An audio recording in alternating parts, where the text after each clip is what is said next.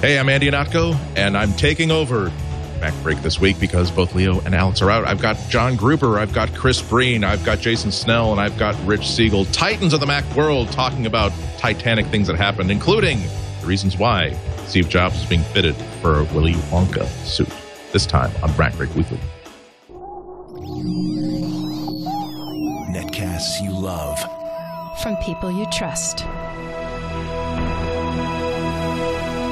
This is TWiT.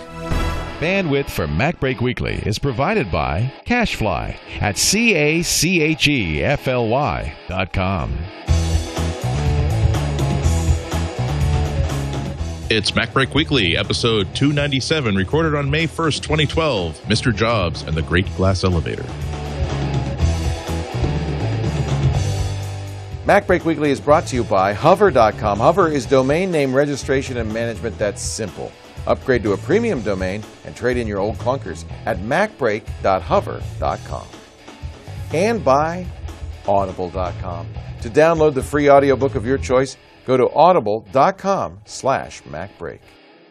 It's time for MacBreak Weekly.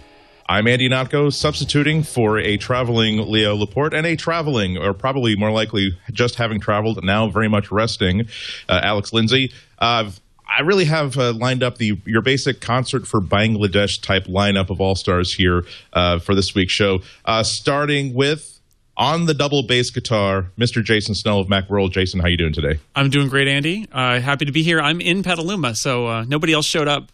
Joke's on me. Here I am. Great to be here. Yeah, we sent you on a Skype hunt there. And also on the double bass guitar, we have, from Daring Fireball, John Gruber. John, long time no see. Hey. Yeah, funny. Yes. No, great to see you. And Jason, I'm very disappointed to find out that you're actually in the studio. I was hoping maybe you had recreated the studio in your house. It's all a green screen, actually. It's complicated. CGI involved. I was gonna compliment you on the accuracy. My home renovations the last 2 months have been to basically make the TWiT studio in my house. My wife is mad because there's no kitchen anymore, but you got to do what you got to do. Now, Jason, is it more like Omega Man, where you're feeling like you're the last person on Earth, or is it more like Outland, where you feel like you're the only human inhabitant of a space station on a 5-year mission? I'm going to say it's more like 2001, before they wake up all the people who are in cryogenic freeze. So it's just me and a mad computer, and you guys are the mad computer, I think. You're tormenting me with I don't have this many TVs at home. Yeah. I was saying earlier that if you do want to, after this, record an episode of the Macworld.com video podcast, as if you're selling TVs here. Let's start looking at the Apple TV. I got a deal for you. Which size is going to be? What's the pluses? What's the minuses? I think you can cut a pretty good deal there. Also on the double neck bass guitar, we're very, very bass heavy concert today. Chris Breen, also from Macworld. Chris, how is you? I am well. I'm bass heavy today, and glad to be here. Now, what's the album of today? Oh, the album today, because it's Mayday. You always have the album of the day.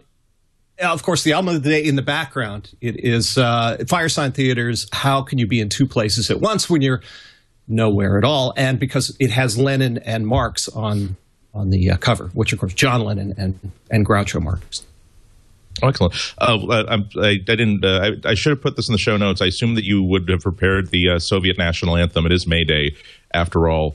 So at appropriate time, please again stand up, face towards the east, and all hail the slumbering heroes of the October Revolution. You'll know the time when it comes up. I mean, you already know the lyrics. I was going to do that, but it turns out that the Chinese have purchased the rights to it now, and now under the new China, that if I were to do this, we would be sued out of existence. Oh, God. Well, I feel like I wasted so much money because I had, each one of you was drop-shipped 50, Russian Navy Coral member soldiers, so you can be in the background getting that sort of stirring, sort of... Unbroken chain of freeborn republics. Sorry, that's all I know. Soyuzne rushimi republik svobodnik splotila na weki velikaya Rus. I do know the rest of it. I only do it in English. The original English. See, that's why Soviet communism failed. Because they just could not get people on board. Lots of early adopters, but much like Google Plus, that just quickly kind of petered out. They just had a bad on song. The double bass guitar, we have from barebonesoftware.com, Mr. Rich Siegel. Rich, you have your own chorus member right there too. Again, I do. I'm sorry. I did order the soldiers online. It's possible that I clicked parrot instead of paratroop. It was a pop up, and I ordered it off my iPad. Also, a toast to all of the glorious workers out there. I, for one, welcome our avian overlords. Through this. Oh wait, no, that's wrong.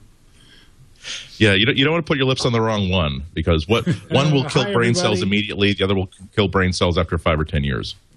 Happy Mayday. Yes. It's great to see you all, even if it is rainy and miserable outside. Well, it's raining miserable in the Soviet heart. That's how they get through that long Soviet winter, and why they value such strong spirit. So let's go. We've got about 4 interesting topics. We'll let you unfortunately, we talk about 8 different things. You'll get to pick at the end. Try to guess which are the interesting ones. You'll win a free hat or T-shirt, depending on sizes vary. I actually want to start off by talking about a conference that John and I just came home from, the UL conference. Rhymes with cool, as I was reminded. It took place for about 2 days in Dublin, Ireland last week, and was a really, really cool iOS developer conference, which was, I think, John, you'll agree with me, this has got to be one of the best run conferences I have ever been at. I'm sure you'd agree, too. Oh, it was excellent. I mean, it was top notch. I mean, and both as from our perspective as speakers, and just talking to the attendees, I mean, it seemed like attendees were over the moon, delighted with the way it went. Yeah, I mean, every detail, all the way going down to I don't think I have it here, but the name tags that you were given, like when you registered. The tags kind of made me think that this is what if Steve Jobs himself wanting to do like a little film festival for himself and 100 of his friends, and he was attending to every single detail himself, it would have worked out much the same way that this conference worked out. The name badges were, here it is. The name badges were, there you go. I don't know if you can see it, but beautifully designed. But also, it's not like they were just printed in color, like on like laser print stock. It was like 3 kinds of textured paper, laser cutouts for the red flag at the top there, like embossed printing, and it was so good. You're like, I kind of want to wear this around day to day because it makes my name and my presence look very, very important. Yeah, it seemed like the name tag seemed like something you wanted to keep in mint condition for future years selling on eBay. Like, you don't want to get that dented up. No, don't wear it. That's what I thought. Don't. Yeah, but it was a cool week, particularly because of the people that were there. There was a day's worth of workshops, then a day's worth of just sort of. It's not quite like a TED conference sort of series of talks, but shorter talks on broader sort of topics. It was really cool in that you would have one person talking about one subject, and then 2 hours later, someone would be talking about something else that sort of contradicted the first guy a little bit. So it was a lot of discussion, a lot of open minds, a lot of open talk, and a lot of open pints of Guinness, which always helps out. Yeah, and I have a friend, and I forget who I took this from, but I've been to a few other conferences with a similar schedule. The C4 conference, which Wolf Wrench, a Mac developer, used to hold in Chicago. The Singleton conference, which was in Montreal last October, all adhere to the same basic schedule, and I forget who I'm stealing this from, but somebody called it the wedding format, which is it kicks off Friday night. And in a wedding, that's like the rehearsal dinner. Then the conference proper is all day Saturday, like the wedding. And then Saturday night, everybody goes and the attendees stay together. Instead of dispersing at 5 o'clock, you all go to dinner together. Again, like a wedding. And then Sunday morning, there's just, or afternoon, there's a little, just in case you're still around in town, we can all eat together, break bread, have another Guinness or two, and head off to the airport. But that way, everybody gets to see each other Sunday, and it's a nice way to say goodbye. And I thought it was, I think that formula really works great for a small conference, especially these sort of single track, roughly 100, maybe 120 people.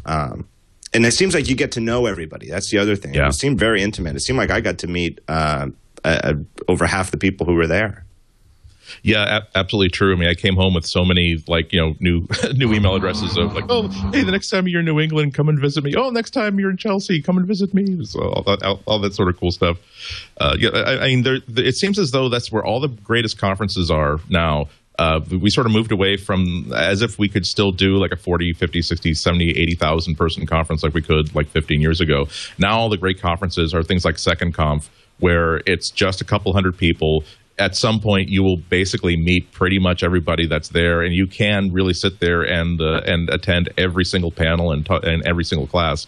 And a lot of the good stuff does happen during the lunches, during the dinners, and just when you just cluster into small groups afterward. That's where a lot of the value is these days in modern shows. Also, you got I did take a.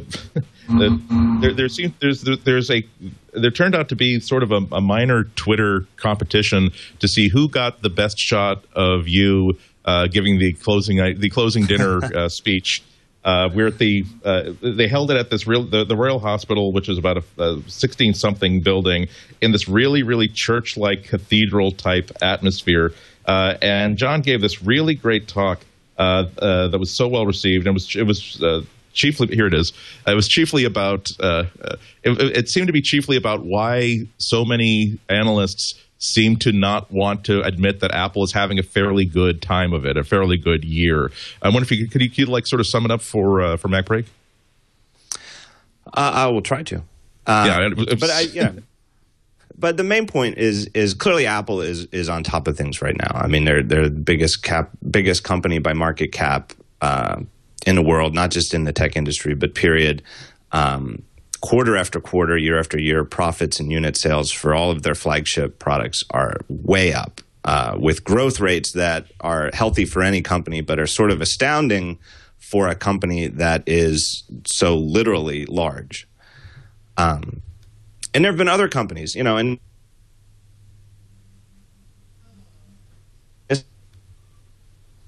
everything works. But in the past, when other companies have sort of grown to the top spot in the pecking order, I don't recall seeing so much pessimism quarter after quarter, year after year from analysts and financial watchers. Like when Microsoft was the biggest company in the world, they'd announce, their quarterly results, they'd have record-breaking profits. The day after that happened, you didn't see people saying, well, look out for Lotus, they're ready to come back. Whereas a day or two after last week's Apple financials, there were people writing in the Wall Street Journal saying, well, good quarter for Apple, but I say short them. Motorola is coming out with new phones. And, Motorola is coming out with new phones, and who knows, anything can happen. But it certainly doesn't seem very likely that Apple is going to lose the lead in profit and revenue from smartphones anytime in the next immediate, or let's say the immediate future, the next year, maybe 2 years. But yet you see this with Apple every quarter after quarter. There's some contingent of analysts who think the ship is ready to sink. And my best explanation for this is not really technical or analytical at all. I really think what it is a sort of psychological thing based on first impressions, or early impressions. And it's that I just don't think humans are hooked up. We sort of make our first impressions, whether it's a person, whether it's an organization, a store, anything we have a sort of relationship with. You make a first impression, you have a very short period of time to adjust it where it's liquid, where maybe you can very quickly decide, you know what, my first impression was wrong. This guy who I thought was great, he's an idiot. You figure that out very, very quickly, but then it sort of cements and it's not going to move very much afterwards, no matter what happens. And I think that with Apple, a lot of people form their first impression, or at least their lasting impression, during those dry years, let's just say for just the 90s, just to draw a rough period, where quarter after quarter, year after year, Apple sold about 1 million Macintosh computers a quarter, about 4 million of them a year after year, quarter after quarter. Sometimes a little less, those were the bad quarters. Sometimes a little more than 1 million, those were the good quarters. And that's not a bad business, selling 1 million, $2,000, $3,000 personal computers a year, but there was no growth, and they were in an industry, the PC industry, that was growing tremendously during the 90s, which meant that Apple's overall market share was going down, down, down, even though they were selling the same number of computers a year. And I think an awful lot of analysts form this opinion of Apple that they're a niche player and they're not really a long-term success in this era. And it doesn't matter what has happened since. And that was a long time ago. Doesn't matter what happens. They still have Apple filed away as the little guy who's going to get beaten by these other guys who do things very differently than the way Apple does. And so Jason, now I think, well, I just wanted to say one last thing I think it's important is that if you really just in broad terms want to understand Apple today, it's to think of things like the iPhone and the iPad as personal computers, and they sell for $600, $700, $800 each. And this past quarter, Apple sold 50 million of them total, if you add up iPhones, iPads, and Macs. So they're no longer the company that sells 1 million computers a quarter. They're a company that sells 50 million a quarter, and I don't know anybody who's going to bet that they're only going to sell 50 total next quarter. It's going to go up, up, up. Jason, do you think is there anybody who when you think of analysts who actually play fair with Apple, who really judge them by the numbers that are actually there as opposed to the numbers that they hope they're going to see, is there any company, any analyst you think tends to get it right? Wow, I don't keep an analyst scorecard. I mean, they come and go, and they really vary. I mean, like Michael Gartenberg gets Apple, and he understands, and you see him quoted a lot. You see on the analyst calls, there are varying degrees of people. Like Sha Wu sometimes gets called and says reasonable things to CNBC. Horace Deju, obviously, who was at the UL conference, is an analyst, an independent analyst who has some very perceptive things in terms of charts and graphs and numbers.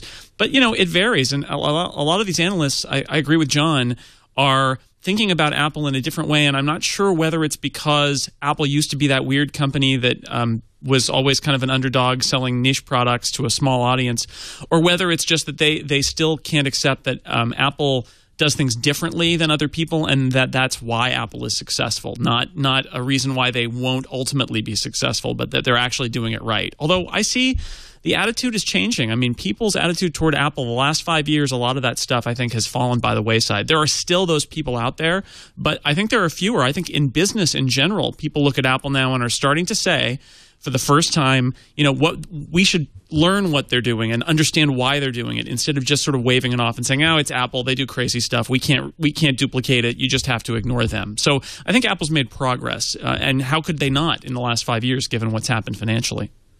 The other weird thing about being a professional analyst is that you, by some measures, you do get to design the scorecard that you're going to be judging everybody else by. John made a really good point about it. What the scale and the scope of what Apple is depends on how you choose to define the word computer. If you certainly define it as any device that runs iOS, and that's a credible definition, Apple's just kicking butt up and down the schoolyard. If you choose to say, well, look, this is a phone and people don't really relate to it as a phone, then you could sort of tick off people that way. Then you could take a look at how people are actually using iPads and decide, well, who cares if it's a $500 device that has a really good operating system and runs really, really great software? If people aren't thinking about it as a computer, if it's not stealing sales away from like a $500 or $600 or $700 computer, then we can't judge it that way. So it really seems as though you get a different ref on the field who always has a different idea of what the penalties should mean. The analyst call actually happened moments after we did MacBreak last week, so we can talk about it this week. As usual, it's the numbers that really encourage you to come up with new analogies for big numbers. $39.2 billion in quarterly revenue, net profit of $11.6 billion. Let's see, that was over $24.7 billion in net profit of $6 billion last time. 35.1 million iPhones in the quarter. These are the sort of numbers that really want somebody in jeans and a casual shirt in front of an enormous projected screen, pacing back and forth, watching bars rise in the air. Let's go back to John. Is this a superiorly good quarter in a history of good quarters, or is it flattening off? How should we even start to process these numbers at an intellectual level above and beyond just simply, yeah, Apple got all the money last quarter, and they're probably going to get all the money next quarter too? I think it's historically interesting. I think that you've got to think of Apple as almost like a new company in the iOS era. And again, going back to these first impressions, the reason why I don't think that Google seems widely misunderstood or that Microsoft seems widely misunderstood is that where Google gets its money from, people understood very quickly from before their IPO that they have the best search engine. Everybody uses it. Everybody does lots of searches, and there's an easy way for them. Well, I say easy, but they have a repeatable way of getting a couple of pennies from people every time they do a search because of the ads they show. Everybody understood it. Everybody could see how that was going to make an awful lot of money, and they understood it. I think you've got to look at Apple just in the iOS era and just see the growth in iPhones and iPads year after year, quarter after quarter. I mean, to me, the two most astounding numbers from the last week's numbers are that the iPhone had 88% year-over-year growth. And that's, no longer really a new product. I mean, that was 5 years ago when it was announced. So 5 years after it was announced, it's still growing 88% year-over-year. And the iPad grew 151% in unit sales year over year, which is ahead. Now, that was announced 2 years ago initially. 151% growth and just under 12 million units is way ahead of where the iPhone was 2 years after it debuted. So if that keeps up, I mean, and there's no guarantee that it will, but if the iPad continues on the trajectory where it is, it's accelerating faster than the iPhone was, which I think is just tremendous in terms of building a multi-legged, the old analogy about you want your business stool to have a more than one or two legs. That's the iPhone and iPad are two really, really good legs to have. Yeah, one of the great quotes from Tim was, to put in context, was just 2 years after we shipped the initial iPad, we've sold 67 million. To put that in some contexts, it took us 24 years to sell that many Macs and 5 years for that many iPods, 3 years for that many iPhones. So there's an incredible acceleration in people adopting the iPad. But is this maybe one of the reasons why some analysts are starting to get a little bit cautious about Apple? I mean, at some point, the space shuttle takes off the pad and it gets incredible acceleration, but at some point those boosters fall off and now it becomes a Newtonian object. Like, Jason, anytime when you see these numbers, when you see growth that approaches 100% every single quarter, do you start to worry that this is the time to get prepared for the first time when Apple can, God forbid, actually make enough iPads to satisfy demand and they're not sold out every single week? I think it's out there, but I think it's still a little far away. I think it's a little bit like saying, well, everybody dies, so prepare for the end. I mean, it may not happen tomorrow. It will happen inevitably. There is the heat death of the universe to consider. Exactly always. Right. The universe will end at some point. But, I don't know. The iPhone, you look at that, I think maybe a year or two ago we might have looked at the iPhone sales growth and said, well, they can't keep that up. But what's happened is they've gone into other markets and they've lowered the prices on the products. And you're seeing amazing growth on the iPhone in China right now, for example. And then the iPad, you're talking about a product that's really creating a new product category. They haven't sold that many of them. There's a huge market for people who have never bought a tablet computer before, who have never even thought about it before, as that product grows. So, yeah, I mean, you keep thinking it's inevitable that these things are going to cool off, like the iPod cooled off. But the iPhone, it may cool off in North America and Europe a little bit, but it's got other countries and other regions that are picking up the slack. And then the iPad is right behind it, accelerating even faster because it's got more potential market. So I think that these are rockets that are not going to run out of fuel for a while, which isn't to say that Apple doesn't need to be thinking about what's next. But I do think that there's room for even more insane growth from Apple in the next few years. Chris, do you think that the time is coming when during an upcoming keynote, Tim Cook has to haul up the old line they've been using about Apple TV? He said, "Well, we consider Mac OS to be a hobby for us. We don't reveal the numbers on how many copies that we actually sell." The velocity, in the sales call, the analyst call, sales of Mac OS devices were also very, very good and very, very strong. Nowhere near as meteoric as we were seeing in iOS. It really does seem like the acceleration of iOS is outpacing Mac OS by considerable margin. Do you think that means that iOS is going to be the signature, the Tiffany brand for Apple and macOS is just going to be something that they continue to sell and continue to work in because we have all this money from iOS. It doesn't matter how well we do with macOS?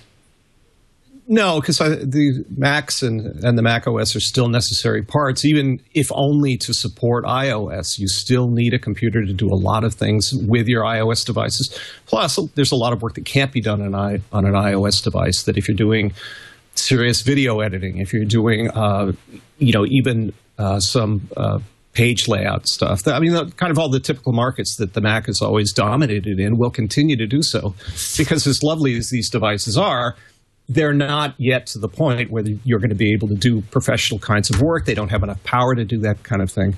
So, no, I don't think so. I think that, yes, this is the sexy product right now and will continue to be, as are other iOS devices, and they'll continue to have great numbers. But I think macOS will continue to be a bedrock product line for Apple. Certainly their laptop sales have grown a lot in the last couple years. And we're seeing people that have purchased an iOS device and now they're looking back at getting a Mac laptop, a MacBook Air, for example, because they understand that all they've heard about Apple is that this stuff is easy to use, we like the way it's designed, is now starting to fall back toward the Mac again. So I think you're going to continue to see great support for the Mac OS. Yeah, there was an analyst report that came out a few days ago suggesting that for 25% of iPad purchasers, this is their first Apple device they've ever bought. So it's kind of maybe it's working sort of as a gateway drug. But what kind of concerns me is that Apple has had really great success in limiting the amount of power that they put into computers and devices.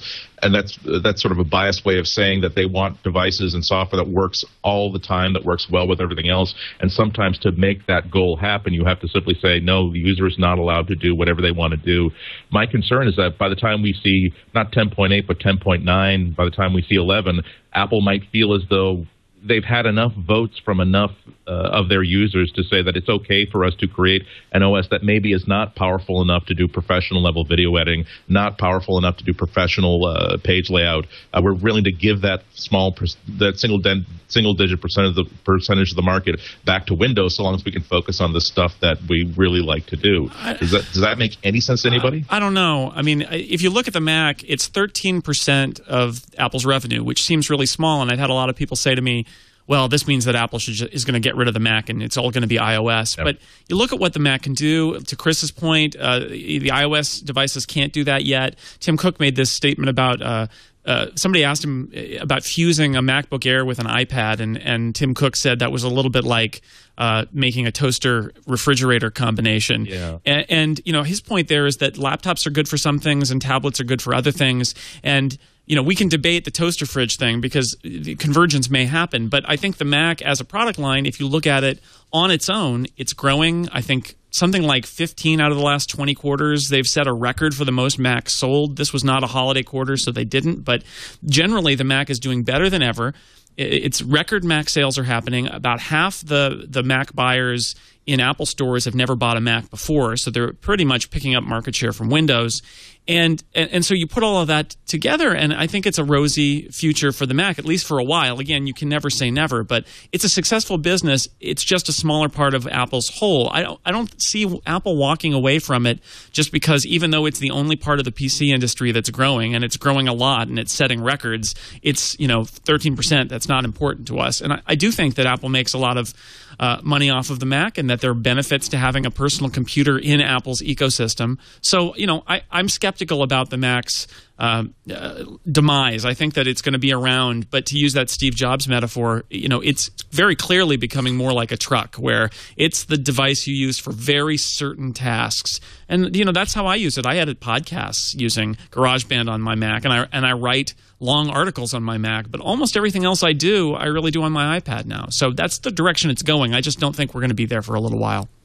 I certainly don't think that Apple will ever discontinue Mac OS. My worry is that if they list the 100 things that a Mac can do right now, and they think, well, if we reduce that list to 80, we can make this 50% easier, 50% faster, 50% greater value to the user. I think that would be inside Apple. I think that'd be a very compelling argument. But you also brought up another really great quote from Tim Cook about the toaster fridge, and Microsoft PR basically had react on Twitter saying pretty good-naturedly, yeah, well, maybe we're not building a toaster fridge, we're building a toaster oven, and those tend to be kind of popular. I think that was the one thing from the call that kind of made me sort of like rewind and play that back a little bit, because I've talked about this before on other podcasts, that when you use, I'm not convinced that the idea of having a really good mobile operating system that also runs desktops, that also sits side by side with a desktop operating system, is a really bad idea. Every single time that I travel with a MacBook and an iPad, I feel like that was kind of a failure, because I want that device on the plane that I could read books on, and that's I can actually use on the 8-inch interface sort of experience. But then I want to be able to hook up a keyboard to it and actually use it as a regular desktop computer. And we can't really lose sight of the fact that the iPad is still a $500 thing. $399 if you buy the iPad 2, but if you buy a new iPad, now you're up to $800 or $900. So that's why I'm not predicting anything for Windows 8, but I'm really curious to see in 2013 how consumers are going to react to the idea of a $900 Intel-based Windows 8 desktop slate that can also run nice mobile apps. Are they going to see it as this is kind of a really chunky, really fat, really heavy, really hot running, really low battery performing version of the iPad? Or are they going to say, well, I can get this device that is the laptop that I needed to get anyway, and also I don't have to buy this $500 iPad because I can also use it as the kid's tablet drawing device. I can use it as my e-reader.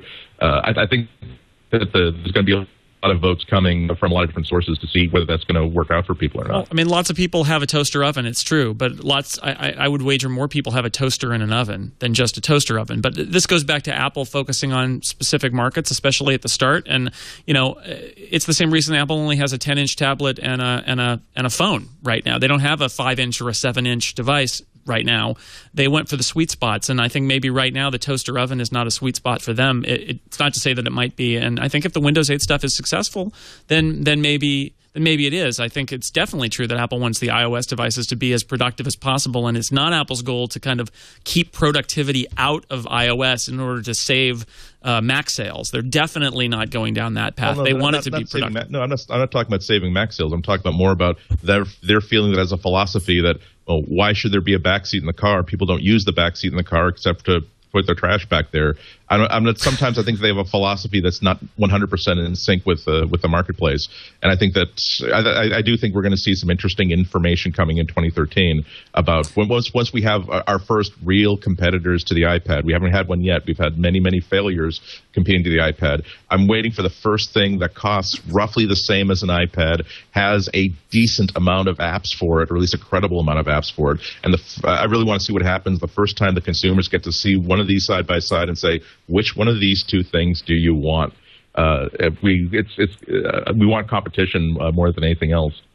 Let's just move on just for a sec, because we have to cut to Leo Laporte, who has an incredibly important message from the hovering spacecraft that he is vacationing in right now. Leo?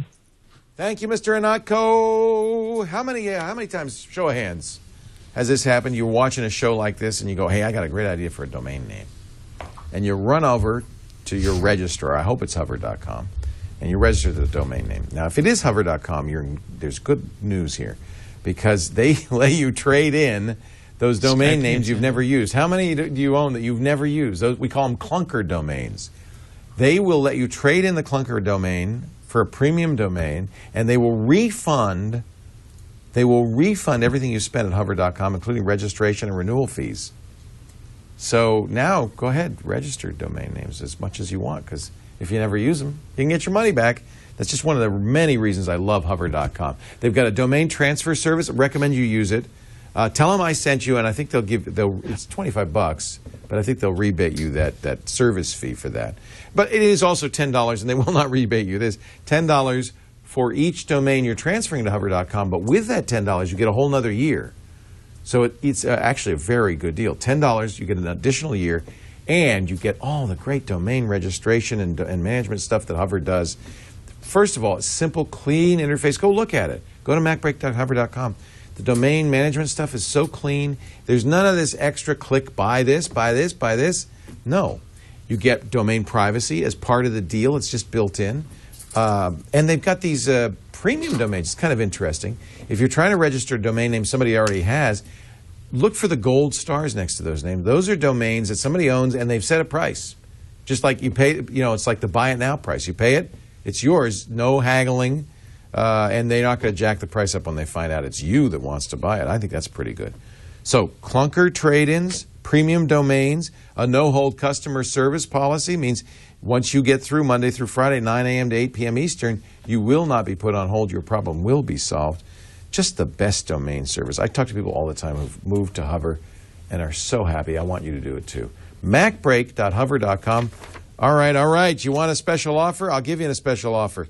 Use the offer code MacBreak. You'll get 10% off your domains. 10% off your domains. That does not include the premium domains, of course. MacBreak.hover.com. Thank you, Andy. Back to you guys. Thank you, Leo, from the helicarrier, the new TWiT helicarrier, hovering in an undisclosed location. I'm told it's over one of the two poles, so by all means, guess which one you'd like. Again, that's another T-shirt giveaway. Guess which pole the TWiT helicarrier is hovering over for that free T-shirt. Be sure we get your size and whether you're allergic to cotton, because it's not really cotton. We outsourced it. We got a good deal is really all we want to talk about. The other really cool, really good news from last week was tickets for WWDC 2012 finally went on sale. They were also, Apple was also nice enough to actually tell people when it would be taking place. It's going to be taking place in San Francisco from June 11th to June 15th. The tickets, 5,000 tickets went on sale and were completely sold out within 2 hours. So, Rich, you are not a new person in the field of Mac software development. You're not going to WWDC this year, are you? No, as it happens, I had previously made vacation plans, and I'm going to be enjoying a lovely week somewhere else during WWDC. This happened last year too, although the time period between the announcement of tickets on sale and the announcement of we're out of tickets was slightly less dramatically short. But the tickets still sold out in about half a day last year, and it's a little astonishing when something like this happens. But I got to tell you, I don't think it's all that uncommon. Google I/O sells out very quickly. Many of these wedding conferences, these weekend wedding conferences that John was talking about, they're of course, very limited attendance, but they too sell out very quickly. It's a good thing for Apple because it increases the perceived value of the conference. I mean, something that sells out that fast must be something that millions of people want to go to. On the other hand, it can be exasperating if you're somebody who woke up, if you live in California or Hawaii or really any place between New York City and the international date line, and discover, oh, I missed my opportunity. How nice. And there have been some discussions of the issue. My take on it is sort of in an overarching way is that, it is Apple's show. It is their game, and they can run it however they like. I think if I were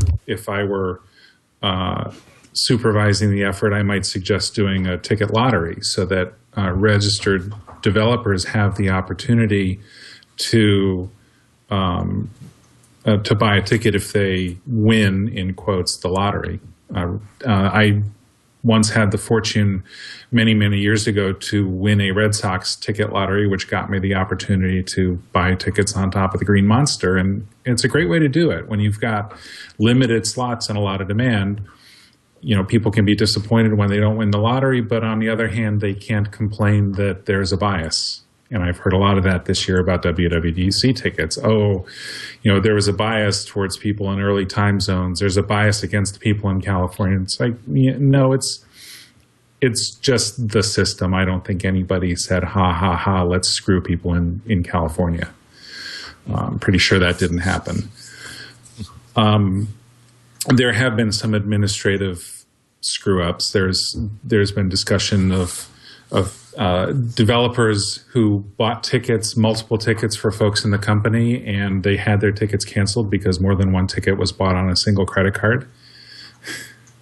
I'm glad I didn't run into that, but I know some folks who did, and that's pretty exasperating too. But I think that's just a simple administrative screw-up as well, and hopefully that'll get all sorted out quickly. I think in the larger picture, though, the Developers Conference does remain extremely important.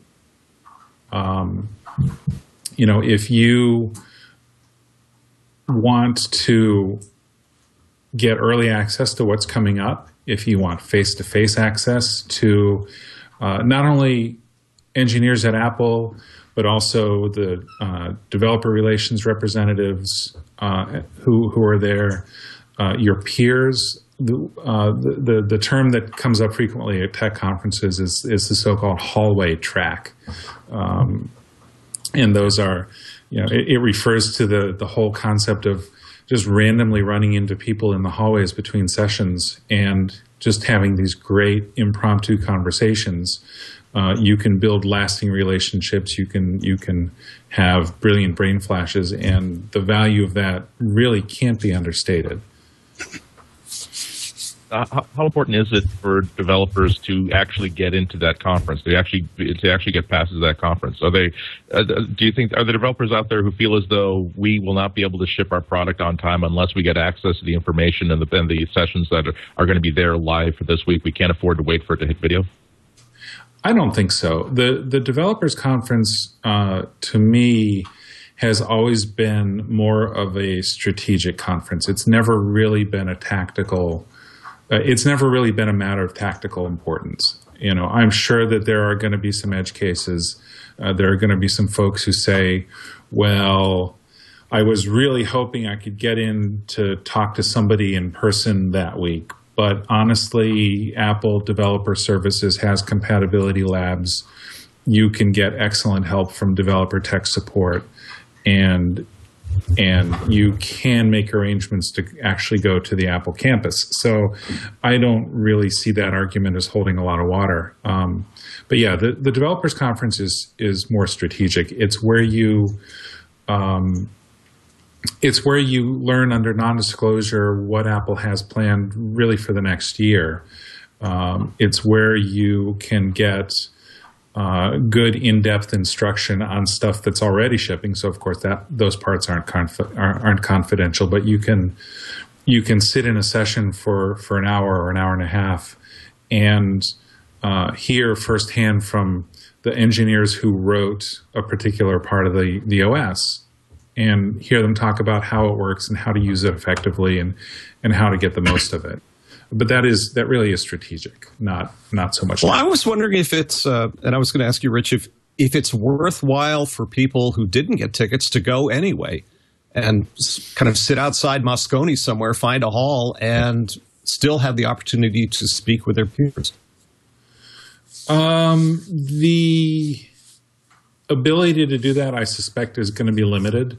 The geography of it's an interesting question. Certainly, the geography of Moscone itself and the way the conference is laid out makes it a little bit tricky. There's a big entrance hall, and I suspect that Apple Security, who oversees the on-site security that week, is going to not be real tolerant of people just sort of randomly camping out there without badges. And on the sidewalks. I wasn't suggesting. Right. Yeah, I'm not suggesting you could. You could certainly go to San Francisco that week. And wear your Hockenberry disguise. That's right. Oh, you're the 11th Craig Hockenberry we've had registered today. Here's my Hockenberry disguise: giant fleshy palm. Yes.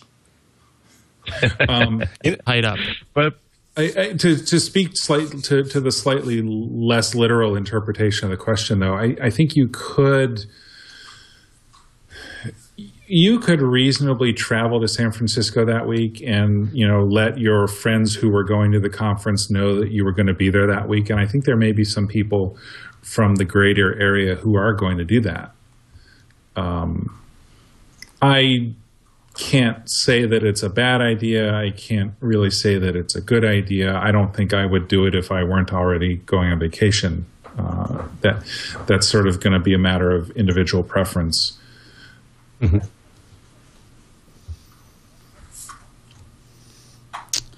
Wow, Andy Ihnatko's Skype has died.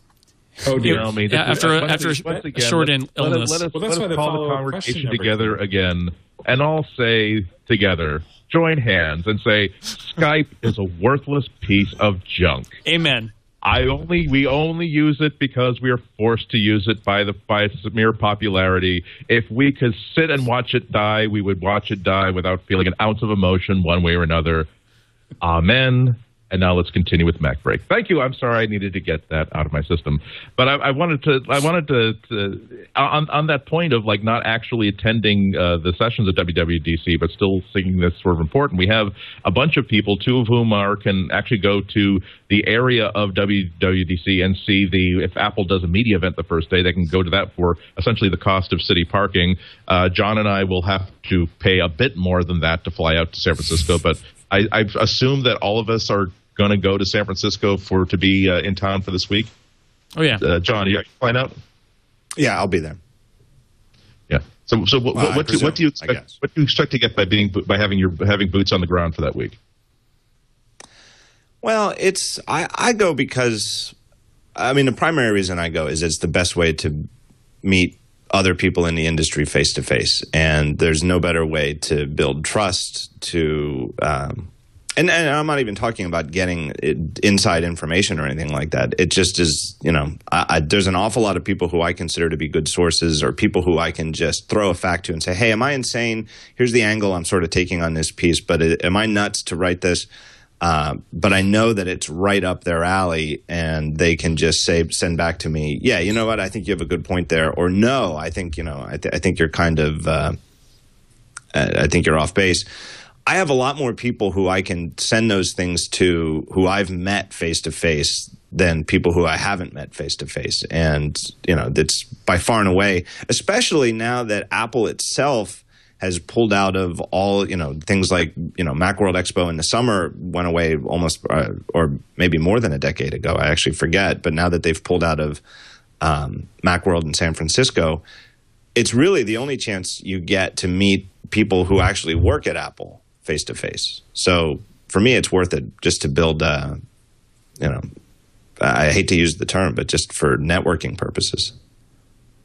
Yeah, there's definitely that. If you go out to breakfast at Mel's Diner, you will essentially see the authors of pretty much every app that you ever care to use ever, all having $10 omelets around you. Jason, your life is going to be pretty much centered around Moscone Center that week, yeah? Yeah, it's easier for me because I take the bus. I don't even have to pay for the city parking. It's 4 blocks away from my office, but it's incredibly valuable. It's a great week because all the developers are there. These little conferences, like the one you and John went to, are great. I love those conferences, but WWDC is different in that almost everybody, with the exception of Rich this year, who is an Apple developer is there, and all the people from Apple are there, and basically all the people from the media are there because Monday they invite the media to the keynote. And so it is the definitive event for Apple, because you don't have at an Apple media event, only the media and analysts are there, and some people from Apple, but the developers aren't there at those. And at Macworld Expo, you'll get a lot of developers there, and you'll get some media there, but you don't get Apple there. So this is the big social event, really, and I would be very sad if it didn't exist. It really needs to be there. It's a vital part of the Apple world, because everybody who's anybody really is at WWDC. No. As members of the August media, are we expecting big announcements for WWDC? It used to be just like clockwork. You could expect the big iOS announcement for the iPhone platform to happen in June or July. Now that's not quite so reliable anymore. What are we thinking we're going to be hearing if they do a media event day? Well, it's a developers conference, right? And I think Apple's been pretty good at making it primarily a developer message. and focusing the whatever big announcements they've got on things that are also relevant to developers, which is why it's probably going to be at least primarily OS announcements. We've had the pre-announcement of Mountain Lion. I expect that we'll have more detail about what's going to happen with the release of Mountain Lion. When is that going to happen? How far along are they? And usually once a year we get an iOS announcement. It would be iOS 6 now. And I would imagine we'll get a lot of detail about what that next wave of iOS is going to be too. And maybe there'll be some hardware announcements there, but I don't think they're necessary. I think that the OSs, which are the things that the developers really care about, generally are going to be the backbone of any kind of media event that would happen. Do you think the developers are generally happy this year, or are they going there with a certain sense of expectation that some of their problems are going to get solved? I don't think there's a mutiny rising, but the 2011 and early 2012 has marked, in terms of talking with the developer friends, more angst, more agita, more. I really hope that they post a document at some point, someplace, explaining what the heck I'm supposed to be doing with this feature that they told 1 billion people around the world my app was supposed to support in 3 months' time, but I have no idea how it's going to support it. Like, I don't expect they're going to come up. They're going to be showing up wearing Guy Fawkes Macs or anything like that. But there seems to be some grumbling in the air. I mean, is anybody else hearing that? I don't know. I mean, I think they always grumble, but this is when you smooth things out with developers, right? Yeah, developers love to complain, right? There's always something to complain about. You complain about your tools, you complain about the OS, you can complain about the policy. I think if you, I think the big S word is going to be on everybody's lips at this developers conference. No, the other S word, sandboxing. Because, of course, that is something that sort of publicly or semi-publicly has been kicked around a lot. Apple announced this at the developers conference in 2011, and they said, okay, by the beginning of November, you need to be sandboxed. And then they kicked that deadline down the road a little bit, and it became March, and then March came, and it didn't happen, and it became June. Now, Apple's way of doing things sometimes involves saying, this is how we're going to do it, and then everybody either comes along or pushes back. And pushing back is as important a part of the process as coming along. And if developers push back, Apple says, okay, let's adjust and keep moving forward. And I think we've seen some of that, and I think that the deadline changes for sandboxing are the result of that. I believe there have also been technical changes as the result of developer feedback, and I think we're going to see that continue to evolve. In particular, because sandboxing is a very tricky and complicated issue. You talk about trucks before. Well, if you're a truck, sandboxing presents a pretty serious issue. So there are a lot of unanswered questions. There are a lot of answered questions, and I think that Apple's going to be listening pretty carefully. They're going to need to listen pretty carefully and keep adjusting. I myself am curious to see what happens when June rolls around as far as sandboxing goes. As far as announcements go, one thing that John touched on was the Macworld Expo and Apple having pulled out of it. I see the WWDC keynote, the public keynote, taking the place of the old Macworld Expo in Boston when it comes to Apple's summertime announcements. So, sure, not only, as Jason said, will they announce things that are relevant to developers, OS announcements, yes. I bet we could see a hardware announcement. We have seen summertime hardware announcements. We might also see things that pertain to back to school, although it's a little bit early for that. I think the picture is pretty wide open for what we could see happening in June. Mm-hmm. Everybody wants a new Mac Pro, and it's May.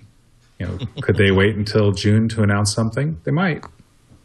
Yeah, well, I already have there's a embossed number card in my wallet with a randomly generated number that I generated exactly 2.5 months ago that whatever number this is, that nth person to ask me about an Apple television set will get both a $20 gift card to Dunkin' Donuts and a punch right in the gut. So that's if I'm really looking forward to like never having to answer that question again. I now want them just to get like you know when you go to a waterbed store and they give you a free TV just for coming in and getting a sales pitch. If they just simply buy one of those like off-brand Lutonian manufactured TVs and put an Apple logo on it, that will solve all of our problems just by removing it as a topic of conversation. So we're not going to know what they're going to be announcing in June until June, but hopefully we'll have something less to talk about after that happens. Two absolutely ridiculous stories. I'm sorry, you were about to say? Well, I just had one thing to add on WWDC, sure, which is that there's an old saying that when somebody comes into a lot of money and people say, well, he really changed. He changed after he had success. I tend to think that it's not so much that people change when they have success. It's that their true selves come out. It's that when you don't have to answer to anybody else, the more independent you are, the freer you are to just sort of be yourself. And I think you see that with companies too. And now that Apple is successful, I tend to think Apple is becoming more and more Apple-y. And part of Apple's nature is to be a little insular and to work on things in private and then release them and just say, here's how they are. And in some ways that doesn't work with developers, with third-party developers where they need to get them on board. And I'll just two quick examples. One, what Rich said, sandboxing, which they sort of sprung on everybody last year. And clearly, both in the immediate, like the first day after they announced it and what people were saying in the hallways, and now, 10 months later, after they've missed 3 deadlines, it's very clear that there were an awful lot of cases, not even edge cases, like very common cases that Apple either didn't consider or just overlooked. And I'll also say with the whole iCloud storage, which is clearly, I mean, they announced it as a primary focus for the company for the next 10 years of that, that's the new hub is iCloud. Well, I don't think we're nearly as far towards using iCloud as our storage for lots and lots of stuff as Apple made it seem we'd be 10 months later, a year ago. And I think a lot of that is that Apple doesn't do that well at the dance of here's what we want to do as Apple. Let us listen to what you need, developers, the people writing all these apps. What do you need from this? The back and forth happens very, very slowly. And so that's the thing that I'll keep my eye on at the keynote is how much have they reacted to the feedback they've gotten on those two things in the last year, and they have gotten an awful lot of feedback. Yeah, that's for damn sure. But do you think ahead. that's going to change at all because with Tim Cook in charge versus Jobs? Because I know that I understand what you're saying that Apple becomes more Apple-y, but is that attitude changing a little bit in that Tim Cook has sort of signaled there's going to be a kinder, gentler Apple without completely opening up the kimono? I think that's very possible, and I think that's definitely something that for us who like to read into every single thing they say and what they don't say, definitely something to keep an eye on going forward. And this will certainly be the first year, obviously, where the keynote is, the WWDC keynote is not influenced directly by Steve Jobs. Yeah, this is the first post-Jobs true Tim Cook in control message to developers. So that's going to be another high water mark to see if that attitude sort of changes. All right, how much of it is back and forth, and how much of it is Apple coming down the mountain with this year's directives written on stone tablets? Here's what you're going to do this year. Yeah. Also, I mean, Apple has been spanked several times before. I mean, we forget the initial debacle about the iPhone's original price, where they thought they could charge about as much for a phone as for a laptop. And what was it, 6 weeks later that they said, okay, just kidding about that original price. Of course, we're only going to be charging you $299, which is pretty much what everyone else is charging for a smartphone. So do they listen, or do they just realize that we're getting hit a lot in very soft places of our body? We don't want to get hit anymore, and so we regretfully acknowledge that we have to sort of react to how people are perceiving our decisions. Both of those things happen, I think. I think sometimes it's Apple responds because there's a crisis and Apple needs to be seen as reacting to it. And then other times it is Apple listening. And I think with a lot of developer stuff, there are cases where Apple's really pushing something that it feels is the right thing to do, and it's going going to say, yeah, I know you guys don't like it, but this is the right thing to do. Other times, though, I think that there's internal strife at Apple, and somebody wins, and that's what gets announced. And everybody who disagreed with it is waiting to hear the developers say, wait a second, that doesn't make sense for all of these reasons, at which point those other people inside Apple can say, see, this is a problem, and then there's an internal debate about it. And I do think that happens, and I think that what Rich said about the evolution of the sandboxing issue is a great example of that, where Apple, Apple tends to Apple's very comfortable making pronouncements saying this is how it's going to be, but it does listen and it does evolve. It's got a little more pride than to accept and talk about that openly, but it is happening with things like sandboxing. So I think we'll see a little bit of both, right? We'll see some pronouncements and we'll see some evolution of Apple's past claims. And to John's point, I really hope that Apple treats their developers with some of that, like, here's what we'd like you to do. It's always a better message to say, here's what we'd like you to do, rather than here's what you will do for this next year. But they're capable of it. Here's how it's going to be. Yeah, they're capable of it. Well, there are two semi-ridiculous stories that crossed the wires last week. One is the absolute shock and scandal that Apple as a company might try to use legal means to pay somewhat less taxes than they might otherwise have to. As you can see, I have not been able to feed, bathe, or clothe myself ever since I heard this news. I've been in the field position underneath that table over there. I am shocked. Does anybody think this is an issue? Yeah, it's more of the junior high school clique sort of dynamic at play that's more interesting. This story initially was put out by the New York Times, which already is getting some heat over all their coverage about Apple's labor practices. And then Forbes came out with an article after the New York Times scandalous piece about the tax situation saying, yeah, you know what? When you said how little percentage of Apple's income they pay in taxes, you're basically basing their current profits off the estimated taxes that they made a year or two ago before they had all these earnings. And so your estimates are way, way, way out of whack. So there's a lot of TMZ.com style, well, he said and then she said, but you won't believe what the New York Times said after she heard. But is this any kind of a story? Does anybody have an opinion on this? Well, it's a story, but it's not a story about Apple, right? Yeah. It's a story about taxes and regulation, and public companies have a financial duty to their shareholders to make as much money as possible, and that includes using all existing laws in order to make as much money and pay as little in taxes. So this is a little like those stories about millionaires saying, you should tax me more.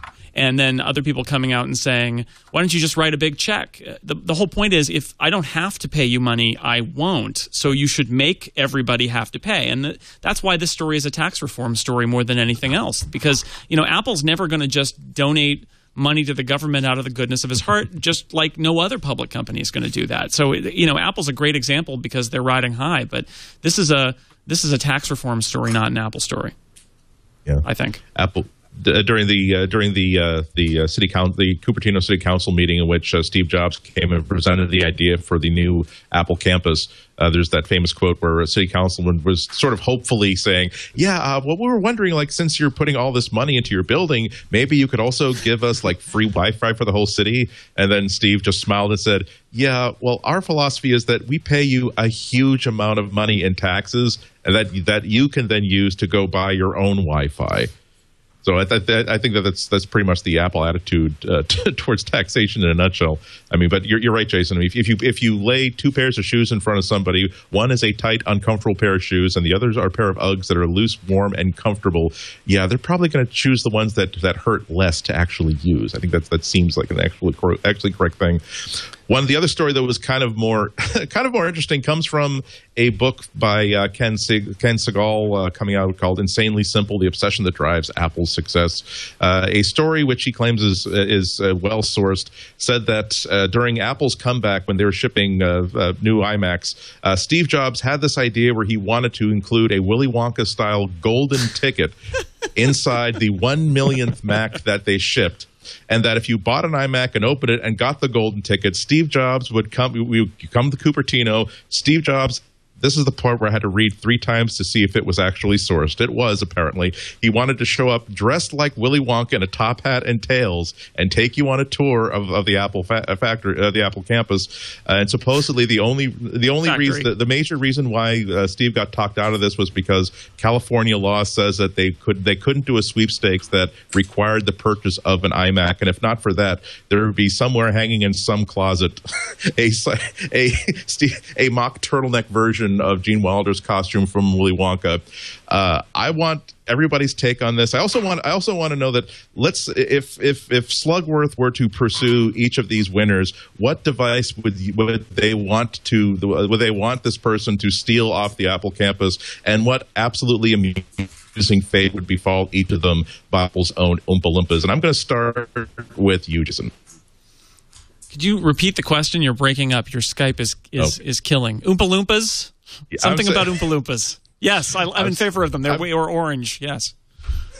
I'm not crazy about the color though. It's not a Johnny Ives sort of palette color, orange for an Oompa Loompa. Although the pocketed shorts really are very comfortable and roomy, especially in the summer months.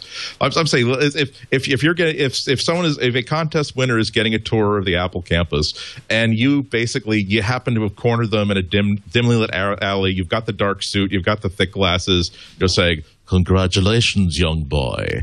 I will give you 10,000 American dollars if you can withdraw from the factory information about the following product. Remember this name, boy, and this money will be yours." So what I'd say is that Steve Jobs was a much better businessman than Willy Wonka. And he would absolutely not take the contest winner.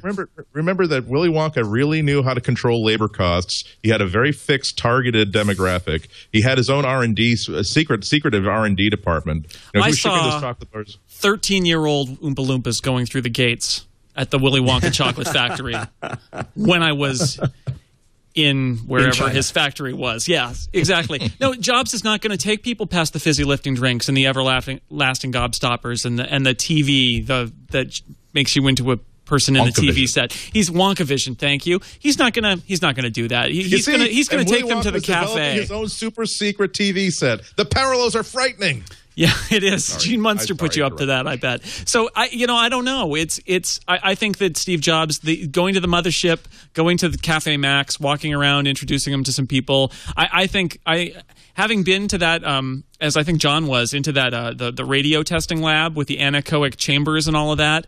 I mean, that was the first time anybody from the public had been let in there, and that I felt like the snipers were trained on us, and there were like black cloths over everything that might possibly be, and we were hardly industrial spies. We were a bunch of kind of shell-shocked journalists. Steve Jobs would not reveal the crown jewels to the winner he'd buy him some pasta at the cafe and call it a day. That's my prediction. Plus, nobody would ever get on the great glass elevator with Steve Jobs, because it would be he would yell at them. Yeah, he would yell at them again. He liked to build with glass, no freestanding structures without any elements. Oh my God, we're peeling the onion here. My problem with this story is that, and not that I don't believe it, because there's no reason to dispute Siegel's writing on it, but the problem I have getting it into my head is that in my mind, Steve Jobs was one of the coolest guys who ever lived, and this does not sound cool at all. This sounds incredibly awkward and uncool. It's like finding out that Paul Newman had like a pair of pink slippers that every time he watched TV, he wouldn't turn it on unless he was wearing his fluffy pink slippers or something like that. Like, it just doesn't fit into my head of the way I conceived of Steve Jobs. I think it was one of Steve's flashback days. I think it was just a regrettable thing. It went back to the 70s, and suddenly he went, "I know." And he said, "No, Steve, let's talk tomorrow." And the next day he said, "Oh yeah, terrible idea." But going to your Slugworth point, in this case, I think that Slugworth, instead of actually secretly working for Jobs, actually was working for Microsoft. And the one thing that they wanted was the Pippin, because they thought maybe finally they would get on top of something and get ahead of the game, and that's actually what happened. And finally, the Xbox came out. So it shows you that every once in a while these things pay off. Rich, what do you think?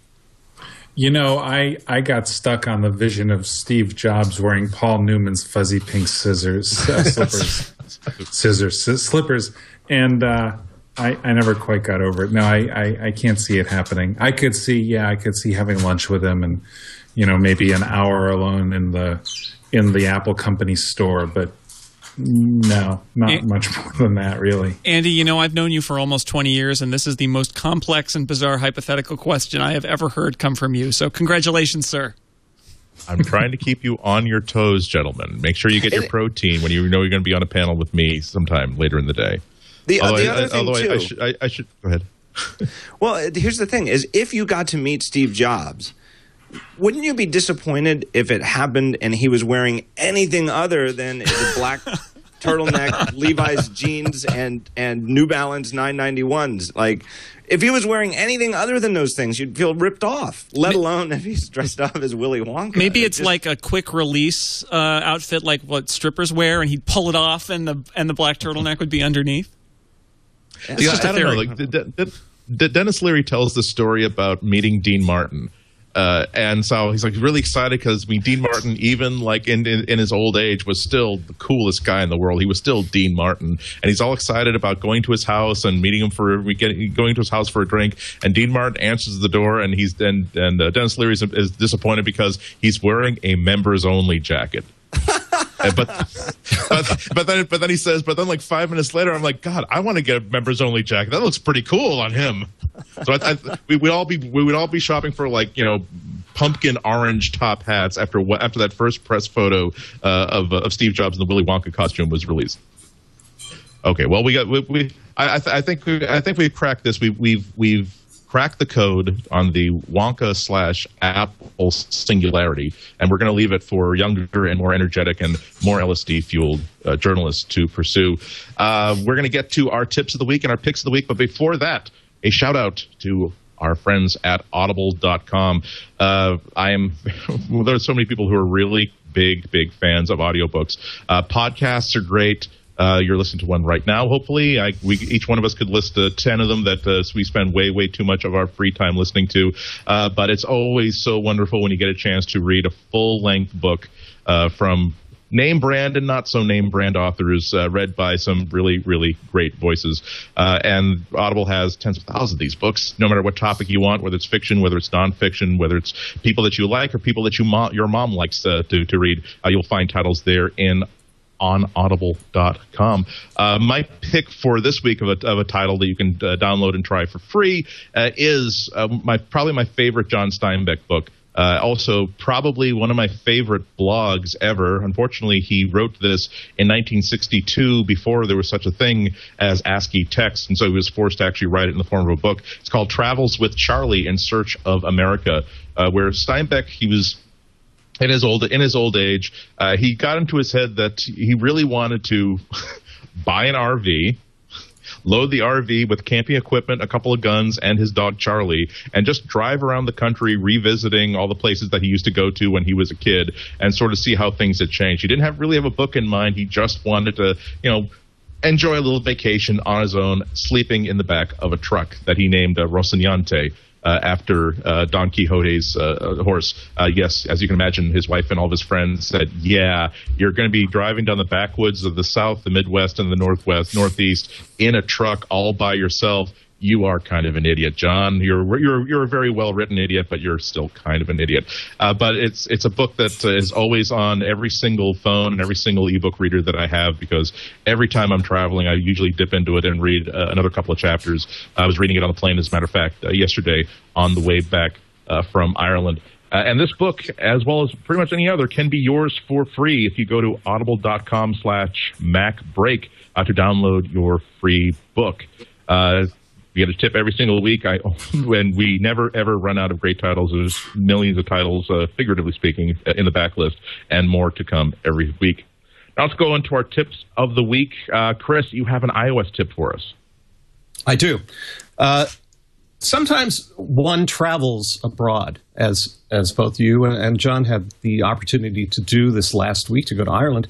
Well, let's say that I'm going to be traveling abroad and have my iPad with me, and maybe I'm not going to have access to GPS or Wi-Fi or whatever expensive wireless plan there is abroad, and instead I'm going to be traveling to a city. So what I try to do then is I cache maps before I leave. So in this case, let's say I were going from Phoenix Park in Dublin, and I wanted to go to Trinity College afterwards. So I would pull up the Maps app while I have Wi-Fi access, so I'm at home or I'm at the airport.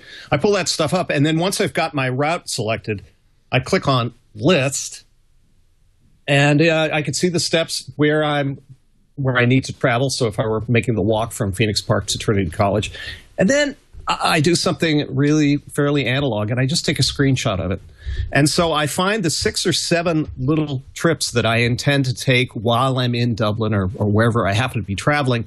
I pull up the map so I can get a general idea of where I'm going to be walking, and then I pull up the list, and if the list is too long, you scroll it up and you take 2 screenshots, and then I cache those in my photo album so that later when I am wherever I am, I can pull up those spots. First of all, it reminds me that, oh yes, I intended to do this.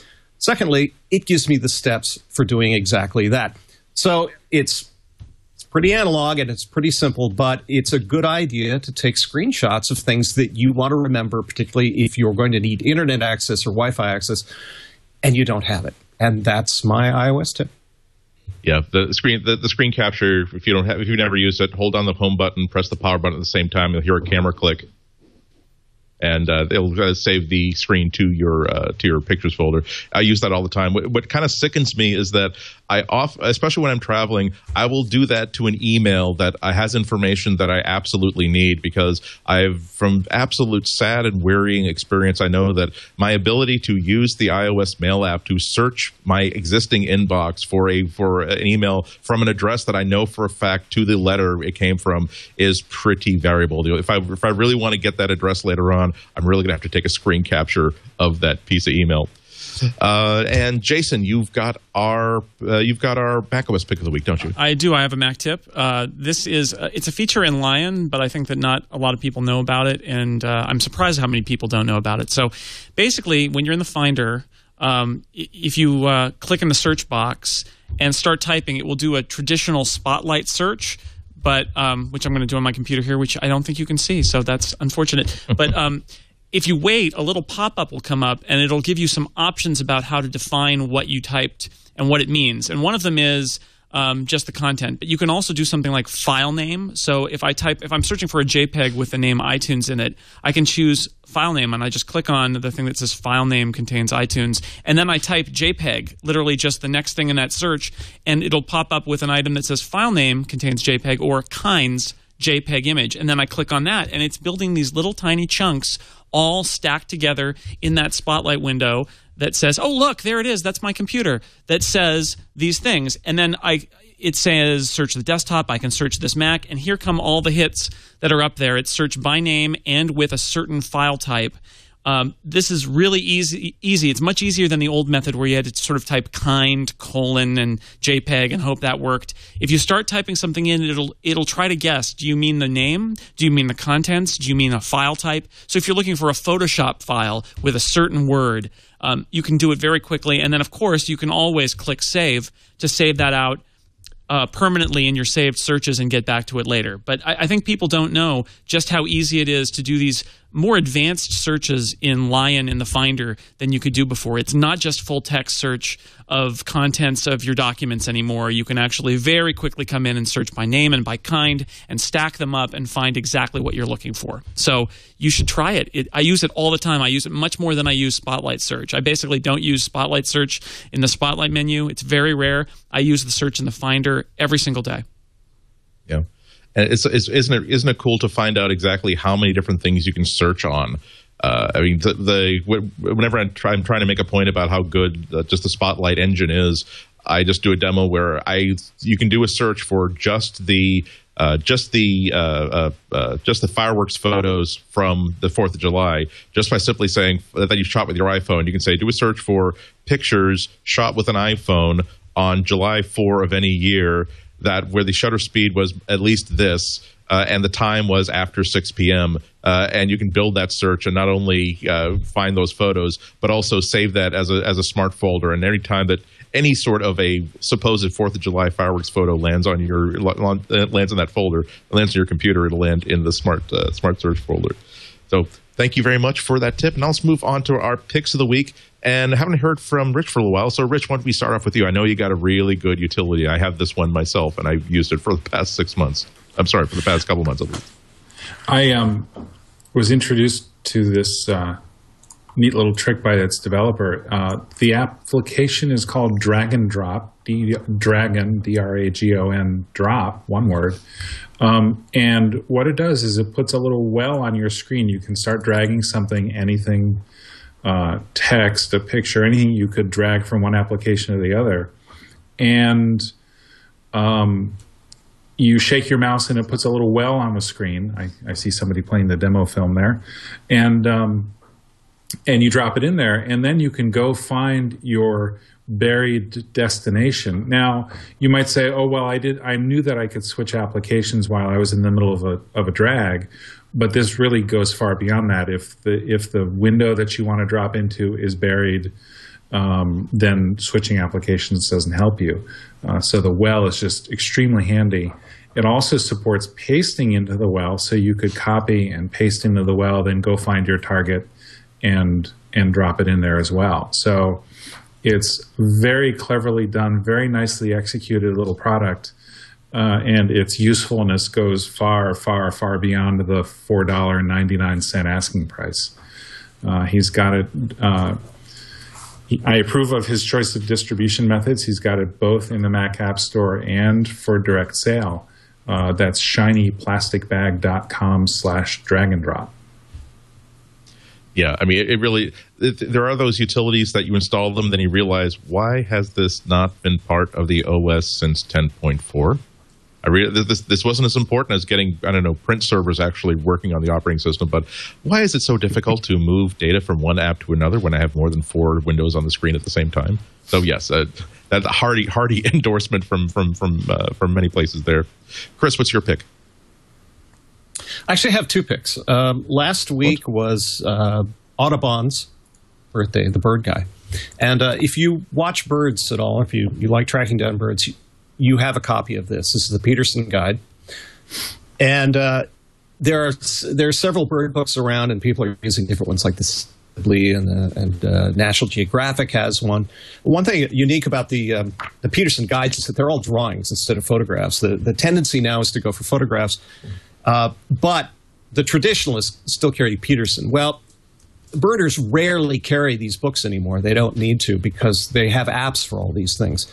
So there are a couple of bird apps because of Audubon's birthday that were on sale.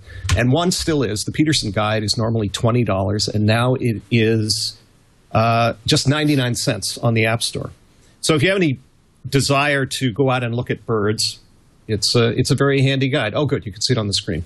So it has the same illustrations that they use in the Western and the Eastern bird guides, and this covers the U.S. and Canada. It also has a directory of bird calls. So unfortunately, nobody has yet come out with the Shazam for bird calls, where you can hold up your phone, hear a bird call, and then have it identified. There actually is there is this technology, I've been told, but it's very expensive, and it's sold not in an iOS form. So we're hoping that somebody will get that eventually. So Peterson Guide is one.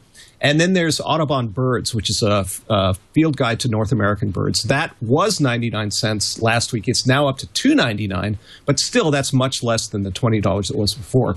The interface isn't as elegant as the Peterson Guide, but one thing about this that I love is that it works with location. And if you're a serious birder or even a medium to serious birder, one of the things that you want to know is what around me right now is rare. What bird near here shouldn't be here? For example, where I live near Santa Cruz, California, there are a pair of bald eagles nesting. We do not have bald eagles here ever. So this is a huge deal.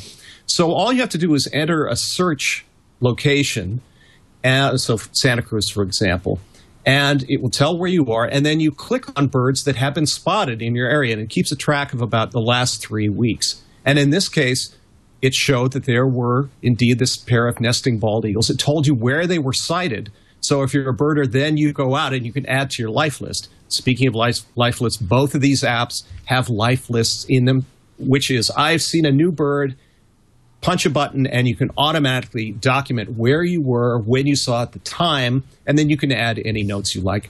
So, again, this is much easier than carrying around that little scribbly notebook that birders used to carry around. Now it's just simply a tap. Here's where I was. This is the document. If you like, you can take a picture and then incorporate it into the app. Both of these are brilliant apps. There are two other bird apps that aren't on sale but are worth looking at.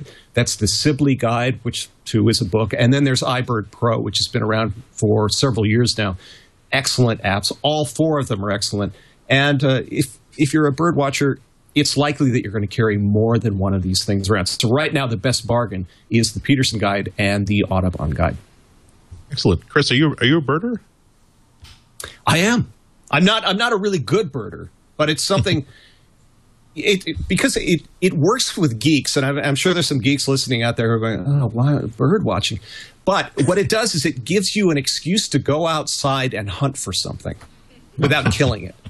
And for geeks, it's good because you're curious. You want to find something because you need to have some other reason to be outside instead of just being outside. So it really is a great occupation for people who are curious but need that motivation other than just getting exercise and getting some vitamin D. Yeah, I know the feeling. I take my regular constitutionals, but mostly it's because I got this new the pedometer gadget that hooks up via USB, and I just want to play the little games and get the idea that Andy, you'll get fresh air, you'll extend your lifespan, you'll control all these things are good. No, that's not a convincing enough argument. Yes, but if you get just 500 more steps, you'll get 2 more gold coins. You got me. That's it. Jason, what's your pick this week? My pick is a game that I heard about on the internet. It's an iPhone and iPad game called Magnetic Billiards Blueprint. It's got this whole big website. It's by the Pickford brothers, and you know what? It is really good. Sorry, I've just moved it. There it is. So it's a geometric game. It's very much like. The game it reminds me of is Orbital, which is one of the most addicting iOS games that I've ever seen. It basically is like billiards in that you have to make shots with these various colored balls that are on the screen, and you get points for banking them off the wall and for getting near but not touching balls of different colors before hitting the same colored balls. And then they form geometric shapes. They adhere together, and you get bonus points for various things. And it's a great sort of way to pass the time. It's shocking. One of their terrible mistakes is giving you a Game Center reward for playing the game for an hour, because you go, what? That was an hour? And it's quite disturbing to discover that. But it is a lot of fun. I've been playing it for the last few weeks, and it's a little quirky. It's got a lot of synthesized voice sound effects, and it tells you things like "cool shot" with these robot voices, and the authors of the game pop up at various points to tell you things. So it's definitely got a kind of quirky, handmade feel to it. But at its core, it is this really cool geometric. It's all about angles and the amount of spin or the amount of power you put into your shot, and you can make some really terrible shots. And over time, you learn to make these really precise, great shots. So it's not, even though it's called billiards, it's really not so much a billiards game as it is a strange kind of geometry and physics game for iOS that if you ever played Orbital, and if you haven't, you should look for Orbital too, because it's fantastic as well. It's in that vein. You can just play it forever. So Magnetic Billiards, and I think it's free, and then for some extra levels there are in-app purchases, but you can play for well over an hour, let me tell you, without making any in-app purchases. Yeah, that sounds like exactly my kind of game, because I had to kind of quit using Orbital because I found myself every time I had more than 20 seconds worth of idle time, I would be getting out Orbital to see if I can get at least one game going. And I realized that I was not at any point during the day, I was never giving my brain even 1 minute to shut down, because I was filling all of my downtime with Orbital, and I felt as though that was medically contraindicated. Yeah, it's a dangerous game, but it's great. So if you want to throw your life away, Orbital is the game for you. Try it out, and then Magnetic Billiards Blueprint. Spoken like a dad. If you want to throw your life away with those damn computer games, the video games, I can't stop you. You can break your computer with those. John, what's your pick? My My pick is an iPhone app called Screenshot Journal. So it sort of ties in nicely with Chris's tip from earlier. And it's an app by UiForge, which means it's designed by my friend, Brian Bell, also a mutual friend and of Rich. He's done some icon design for Barebones, and Jacob White, who did the programming. And it's a very simple app. It is for people, for UI designers. I use it as a beta tester for iOS apps.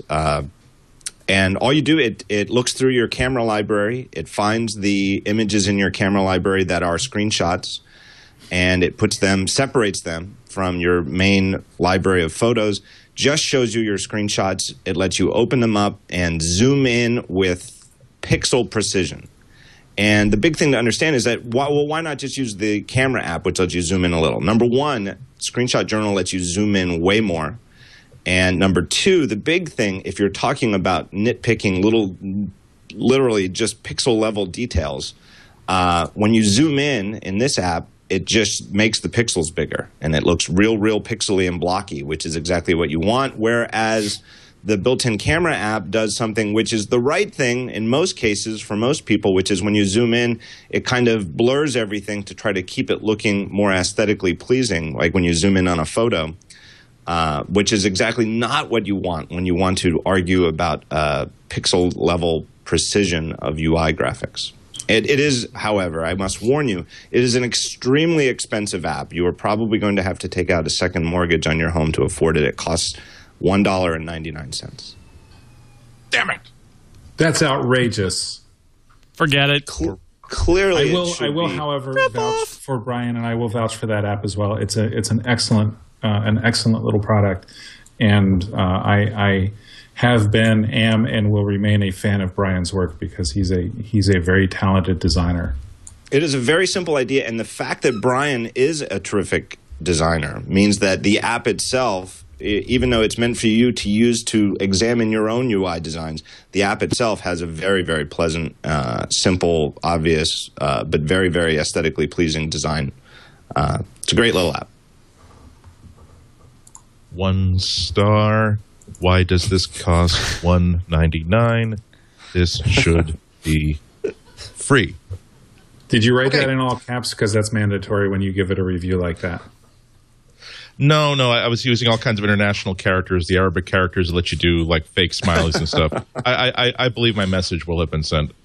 My own pick of the week is a really cool camera app that I was told about during the trip. As a matter of fact, I have yet to find a camera app that I really, really like. I find a lot of different apps that have a little bit of what I want in a camera app. Chiefly what I want is an app that doesn't accidentally start taking video when I meant for it to start shooting pictures. So if you can just do that, then I think that you're well on your way.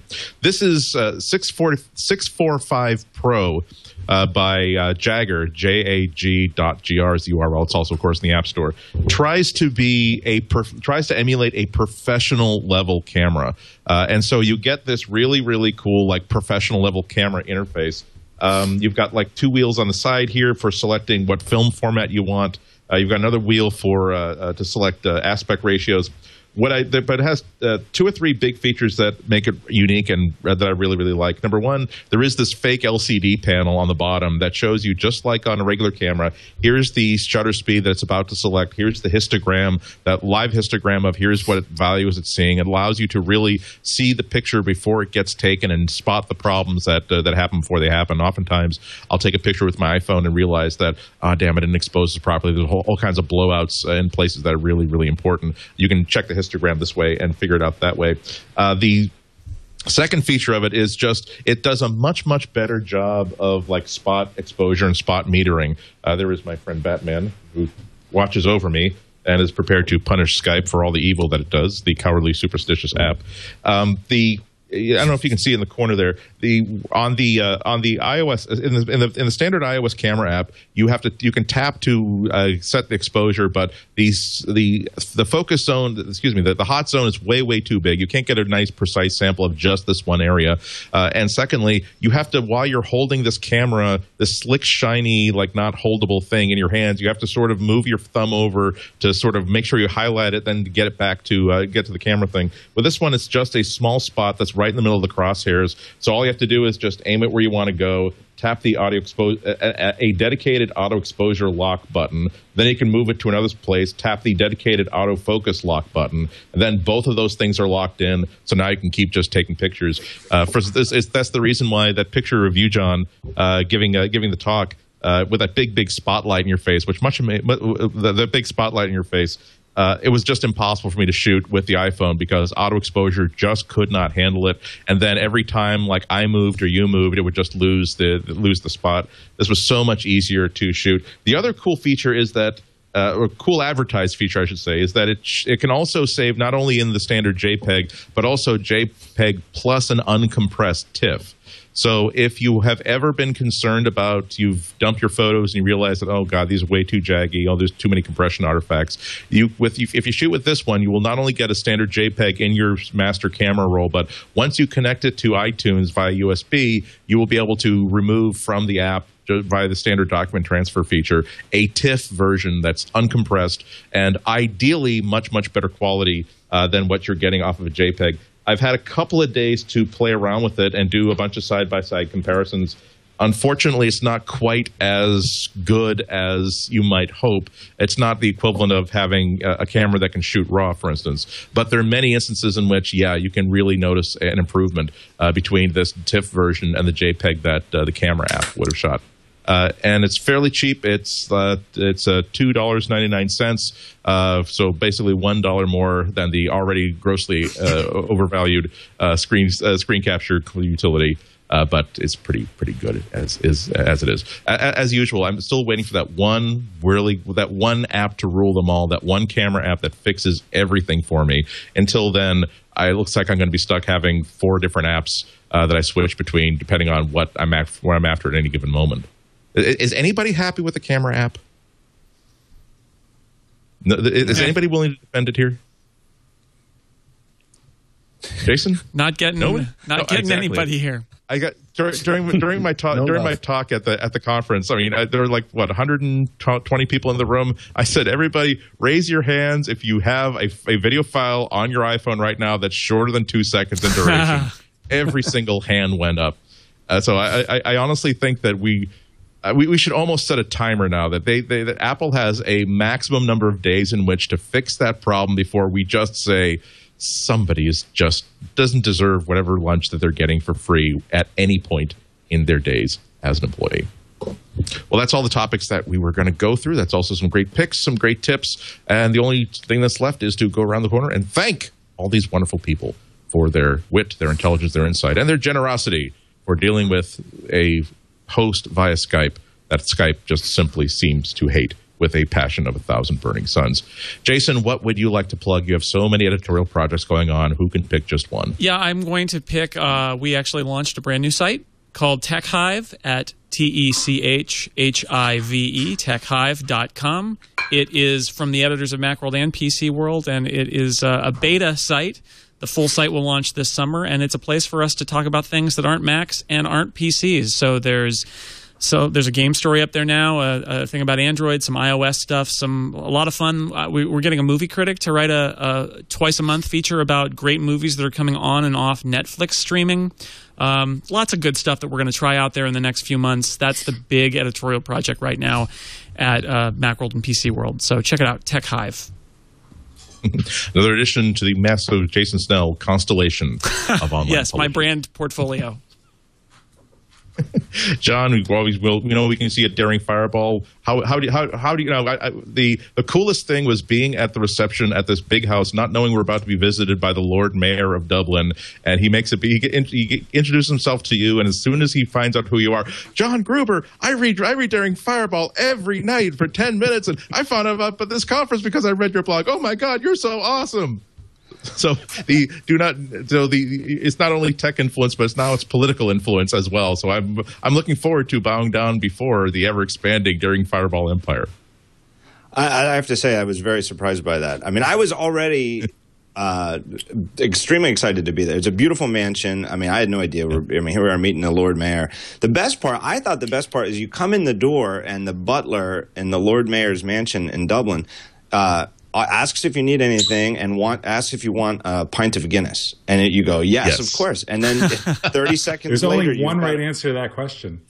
30 seconds later, you're in the mansion. The Lord Mayor's butler comes over with a fresh pint of draft Guinness, and everybody says it's just one of those things, but it is absolutely true. Is that in Dublin the Guinness is incredibly good. I mean, it's so much better. It's a fine beer anywhere in the world, but in Dublin, it's unbelievable. It is sort of like it's like the difference between sugar Coke and high fructose corn syrup Coke. It is like this is the real thing. And there I am enjoying the Guinness, and the Lord Mayor comes up and says he found out about the conference on my website. I was like, maybe I should just move here. That's pretty awesome. Yes, and it's also absolutely true, like what you're saying about the Guinness, because I'm not a beer drinker. I'm almost sure that people think that I'm either an alcoholic or just some sort of Puritan by the number of times they've seen me in a place where everybody is drinking and I'm not drinking.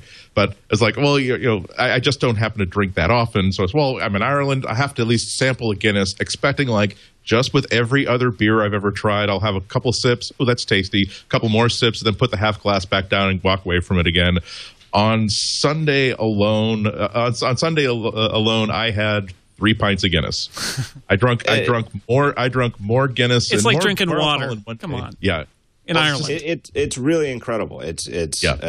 I mean, the whole thing. It's a beautiful city. The conference was great. The Lord Mayor was a privilege and an honor to meet him. But I kind of can't stop shutting up about how good the Guinness was. It was like mind blowing.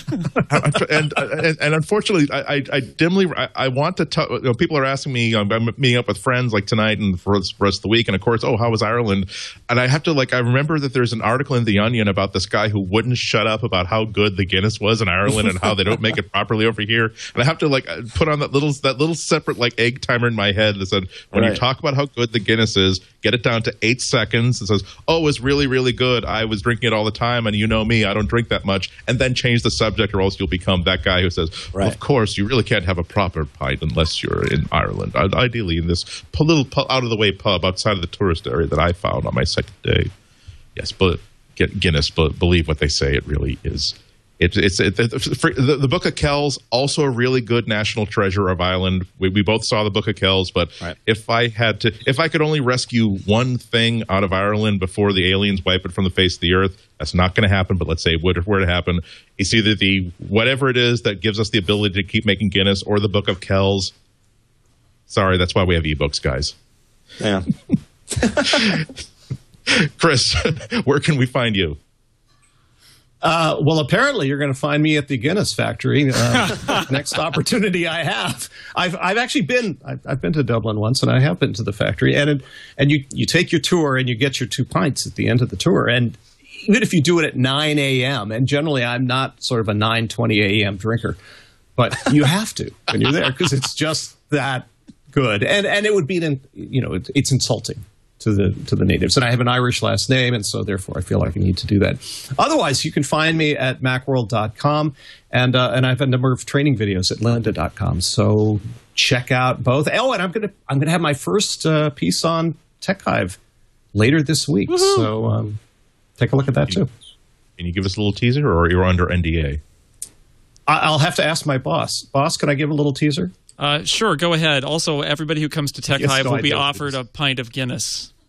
So really? No, not really. By Jason Snell's butler. Yes.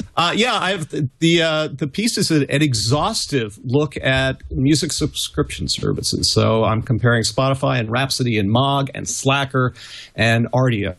Which is the best deal, and whether you're a good candidate for these kinds of services. Excellent. And Rich, where can we find you, and where can we download BB Edit from? Both places, or just one place now? You can find me and my products at barebones.com. We have BB Edit up there. We have Text Strangler up there. Just released a major new version of that. And last but absolutely not least, Yojimbo. And also, I've been told that I need to plug another product, the famous Blue Norwegian brand Birdie Nibs. Ah, yes. Preferred by 9 out of 10 right-thinking parrots, apparently. Ah, yes. They vote with their talons on how much they love and want the Blue Norwegian Birdie Nibs. Is that not true? Yes, they do. That is absolutely true. So, barebones.com it is. Excellent. I'm Andy Ihnatko. You can find me at the Chicago Sun-Times, suntimes.com. If you can spell my last name, you can also find my blog at ihnatko.com. If you cannot spell my last name, which is far more likely, just type CWOB.com for my celestial waste of bandwidth, and you'll find an internet pipeline that'll take you exactly to that exact same place. Thanks to everybody for taking part in this special show. For everybody who's listening, MacBreak is broke and done. Now get back to work, you gold bricks. You got time to lean, you got time to clean.